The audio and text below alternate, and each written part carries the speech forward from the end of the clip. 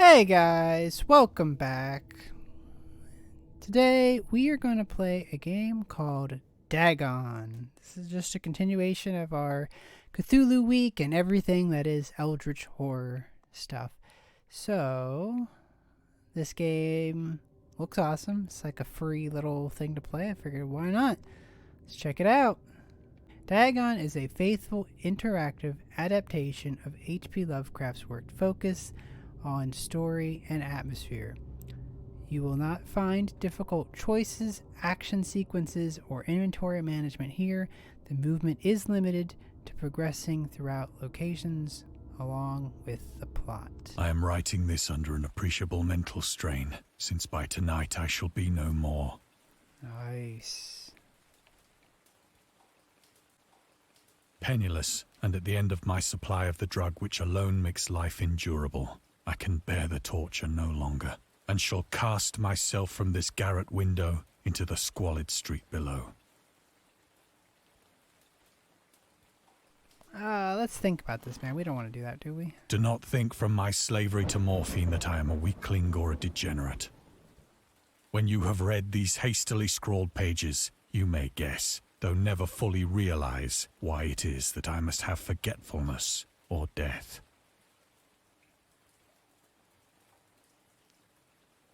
Oh gosh. What is this? Oh, that was a in thing. one I of the should most have. open and least frequented parts of the broad Pacific that the packet of which I was supercargo fell a victim to the German sea raider.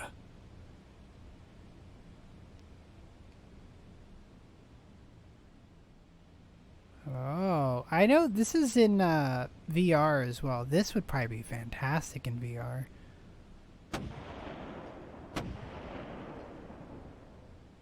We'll see. Maybe I'll try it in was then VR. at its very beginning, and the ocean forces of the Hun had not completely sunk to their later degradation. So that our vessel was made a legitimate prize, whilst we of her crew were treated with all the fairness and consideration due us as naval prisoners.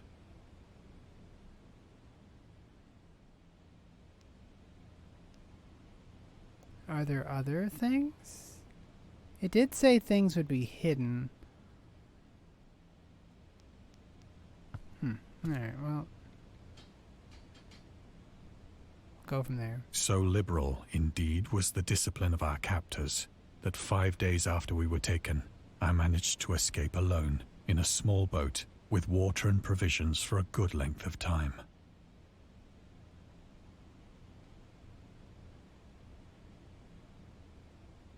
Just look and see if there's anything out there. When I finally found myself adrift and free, I had but little idea of my surroundings.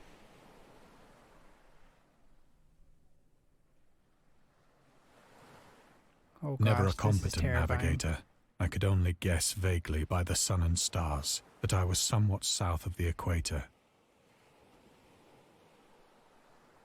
Of the longitude, I knew nothing, and no island or coastline was in sight.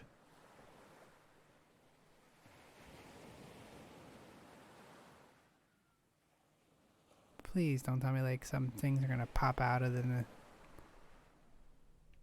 What do I do? Oh. The weather kept fair, and for uncounted days I drifted aimlessly beneath the scorching sun, waiting either for some passing ship or to be cast on the shores of some habitable land.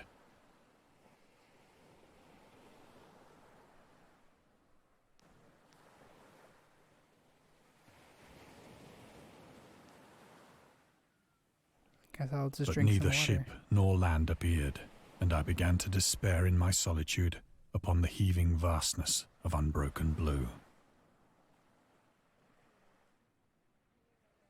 The change happened whilst I slept. Its details I shall never know, for my slumber, though troubled and dream-infested, was continuous.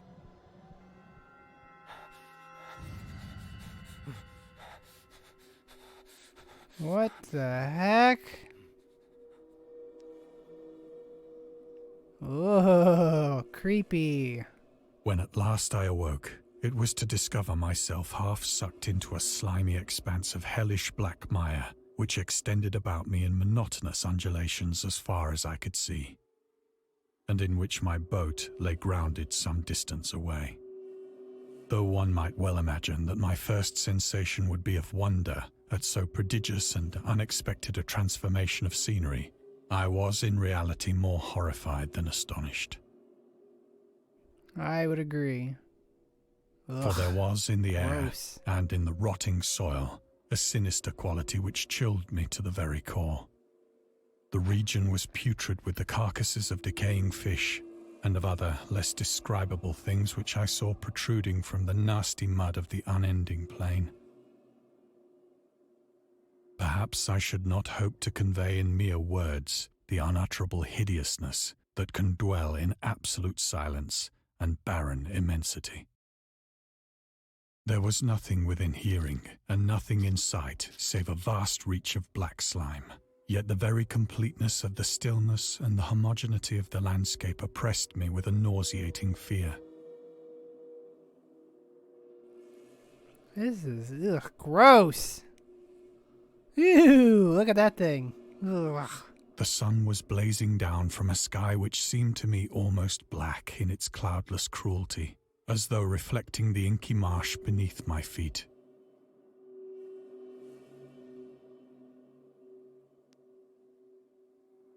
Should I try to get my boat back?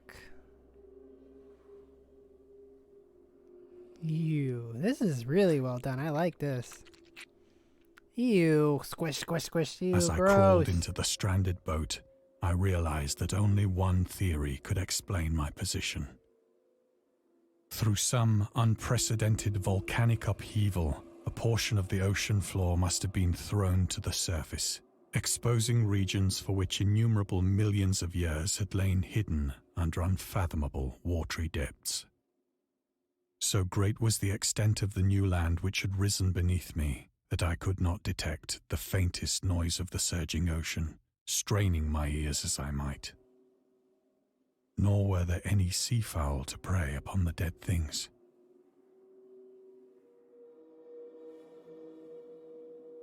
Ew, gross. Don't touch it. For several hours I sat thinking or brooding in the boat, which lay upon its side and afforded a slight shade as the sun moved across the heavens. Oh, that was As creepy. the There was day definitely progressed, like a the tentacle. ground lost some of its stickiness and seemed likely to dry sufficiently for traveling purposes in a short time. That night I slept but little, and the next day I made for myself a pack containing food and water, preparatory to an overland journey in search of the vanished sea and possible rescue.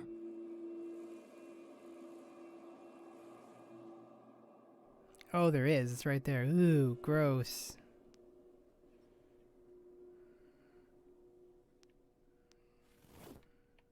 On the third morning, Let's go. I found the soil dry enough to walk upon with ease.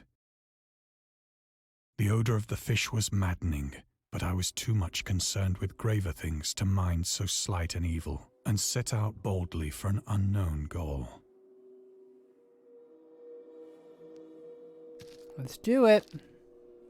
Don't step over to go around the thing. Jeez. All day I forged steadily westward, guided by a faraway hummock which rose higher than any other elevation on the rolling desert.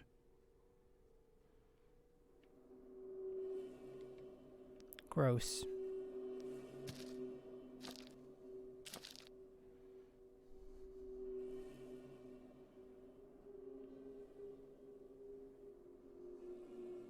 Oh, that's like a giant whale right there. Interesting. That night I encamped, and on the following day still travelled toward the hummock, though that object seemed scarcely nearer than when I had first espied it.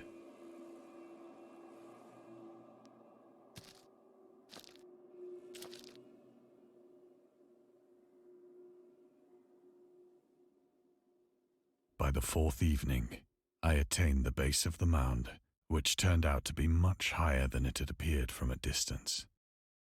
An intervening valley setting it out in sharper relief from the general surface. Too weary to ascend, I slept in the shadow of the hill. I know not why That's my awesome. dreams were so wild that night, but ere the waning and fantastically gibbous moon had risen far above the eastern plain, I was awake in a cold perspiration, determined to sleep no more. Such visions as I had experienced were too much for me to endure again. And in the glow of the moon I saw how unwise I had been to travel by day. Without the glare of the parching sun, my journey would have cost me less energy. Indeed, I now felt quite able to perform the ascent which had deterred me at sunset. Picking up my pack, I started for the crest of the eminence. Nice.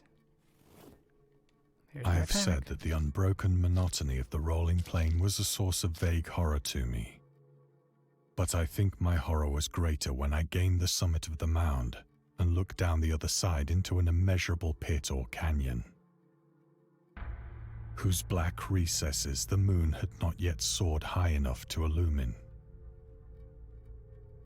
I felt myself on the edge of the world, peering over the rim into a fathomless chaos of eternal night. Oh, that's Through creepy. my terror ran curious reminiscences of Paradise Lost, and of Satan's hideous climb through the unfashioned realms of darkness. As the moon climbed higher in the sky, I began to see that the slopes of the valley were not quite so perpendicular as I had imagined.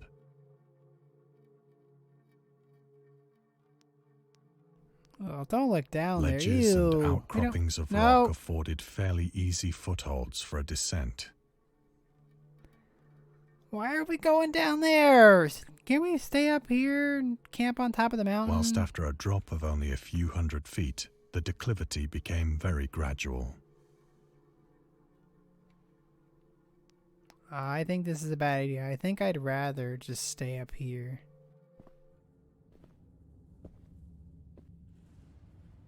Urged on by an impulse which I cannot definitely analyze, I scrambled with difficulty down the rocks and stood on the gentler slope beneath, gazing into the Stygian deeps, where no light had yet penetrated. All at once, my attention was captured by a vast and singular object on the opposite slope, which rose steeply about 100 yards ahead of me.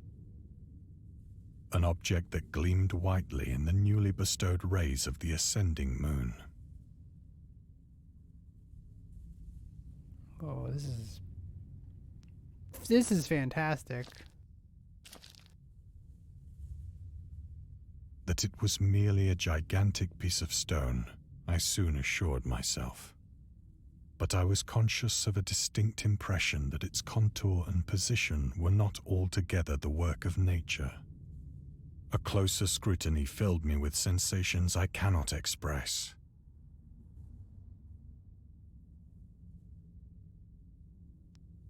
For despite its enormous magnitude and its position in an abyss which had yawned at the bottom of the sea since the world was young, I perceived beyond a doubt that the strange object was a well-shaped monolith, whose massive bulk had known the workmanship and perhaps the worship of living and thinking creatures. That's not nearly as Dazed scary and as the frightened, abyss. yet not without a certain thrill of the scientist's or archaeologist's delight, I examined my surroundings more closely.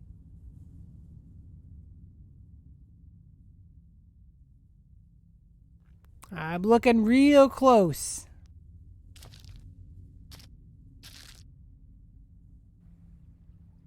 The moon, now near the zenith, shone weirdly and vividly above the towering steeps that hemmed in the chasm.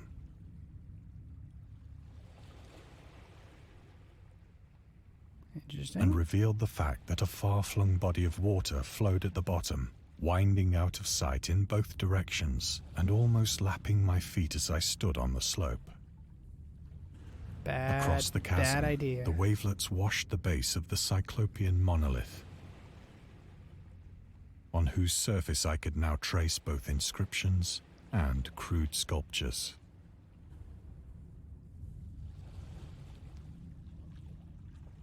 The writing was in a system of hieroglyphics unknown to me and unlike anything I'd ever seen in books, consisting for the most part of conventionalized aquatic symbols such as fishes, eels, octopi, crustaceans, mollusks, whales, and the like.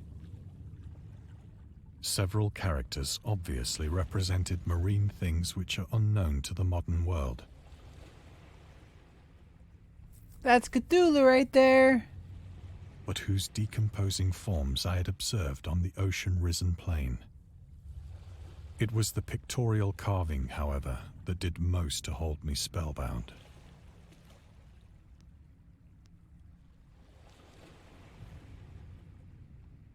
Plainly visible across the intervening water, on account of their enormous size, were an array of bas-reliefs whose subjects would have excited the envy of a Doré. Yeah, like I knew there was stuff up there, but I want to be immersed in the I think that story. these things were supposed to depict men, at least a certain sort of men, though the creatures were shown disporting like fishes in the waters of some marine grotto, or paying homage at some monolithic shrine which appeared to be under the waves as well. Of their faces and forms I dare not speak in detail, for the mere remembrance makes me grow faint. Grotesque beyond the imagination of a Poe or a Bulwer. They were damnably human in general outline, despite webbed hands and feet, shockingly wide and flabby lips, glassy, bulging eyes, and other features less pleasant to recall. That one on the left looks like a zombie. Curiously enough, they seem to have been chiseled badly out of proportion with their scenic background. For one of the creatures was shown in the act of killing a whale, represented as but little larger than himself. I remarked, as I say, their grotesqueness and strange size, but in a moment decided that they were merely the imaginary gods of some primitive fishing or seafaring tribe. Some tribe whose last descendant had perished eras before the first ancestor of the Piltdown or Neanderthal man was born. Sure. Keep telling yourself that. Awestruck at this unexpected glimpse into a past beyond the conception of the most daring anthropologist, I stood musing whilst the moon cast queer reflections on the silent channel before me. Then, suddenly, I saw it. Oh gosh, here it With only a comes. slight churning to mark its rise to the surface, the thing slid into view above the dark waters. Woo! Vast, Polyphemus-like and loathsome, it darted like a stupendous monster of nightmares to the monolith, about which it flung its gigantic scaly arms, the while it bowed its hideous head and gave vent to certain measured sounds. I think I went mad then. Of my frantic ascent of the slope and cliff, and of my delirious journey back to the stranded boat, I remember little.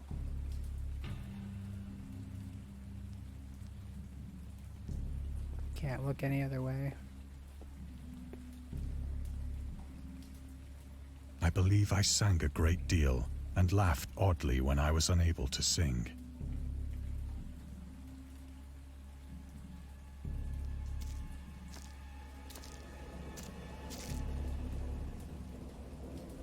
I have indistinct recollections of a great storm sometime after I reached the boat. At any rate, I know that I heard pearls of thunder and other tones which nature utters only in her wildest moods. Can the boat get out now? Maybe you can get the boat out.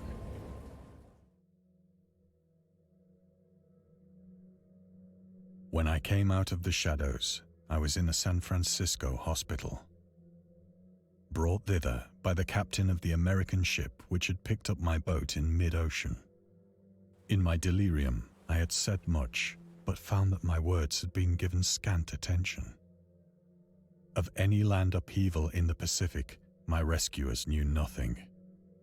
Nor did I deem it necessary to insist upon a thing which I knew they could not believe.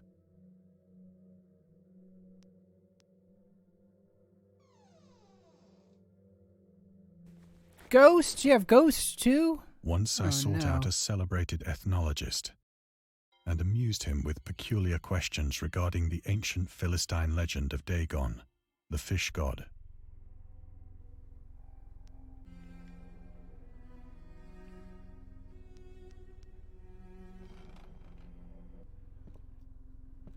Alright, what do we got here? But soon perceiving that he was hopelessly conventional, I did not press my inquiries. The Necronomicon, right there. There it is. There's the book.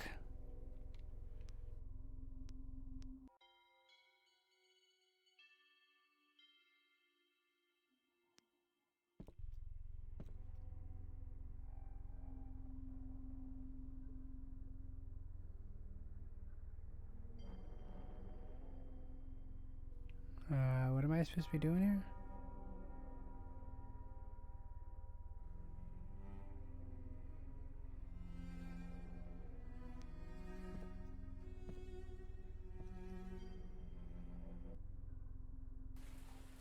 It is at night, especially when the moon is gibbous and waning, that I see the thing.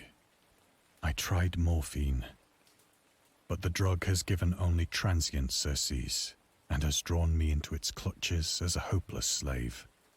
So now I am to end it all, having written a full account for the information or the contemptuous amusement of my fellow men.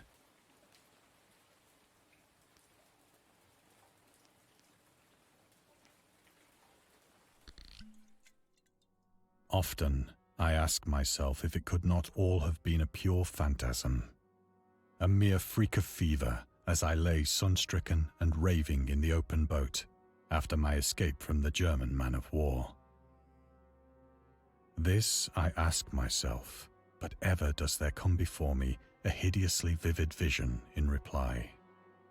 I cannot think of the deep sea without shuddering at the nameless things that may at this very moment be crawling and floundering on its slimy bed, worshipping their ancient stone idols and carving their own detestable likenesses on submarine obelisks of water-soaked granite. I dream of a day when they may rise above the billows to drag down into their reeking talons the remnants of puny, war-exhausted mankind. Of a day when the land shall sink and the dark ocean shall ascend amidst universal pandemonium.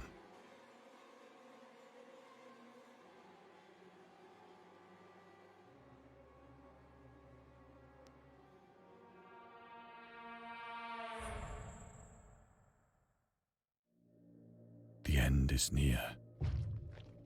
I hear a noise at the door, as of some immense slippery body lumbering against it. Do I have to open the door too?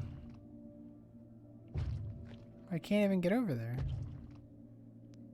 Oh. It shall not find me. Too late.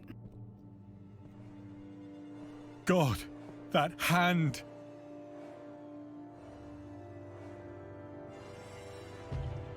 The window! The window!